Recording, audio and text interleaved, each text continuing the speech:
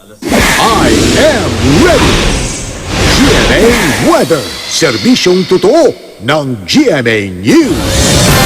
Magpapatuloy ang maalinsangang panahon na sasabayan ng mahinang ulan sa malaking bahagi ng bansa bukas. Sa Metro Manila, abot sa 38 degrees Celsius ang madaramang init sa hapon base sa datos ng The Weather Company. Mababa rin ang tsansa ng ulan bukas. Sa North Sagaray, Bulacan, kung nasa na ang ganda, mababa rin ang posibilidad ng ulan sa susunod na 3 araw. Pero tataas naman sa Miyerkules.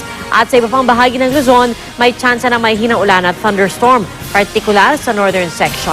Posible rin ang mahinang ulan sa ilang lugar sa eastern at western Visayas.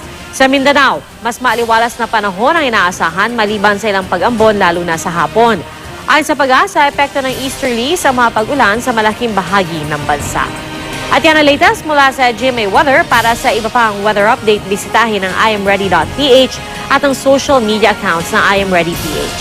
Magplano para sigurado, I am ready, serbisyong totoo ng GMA News.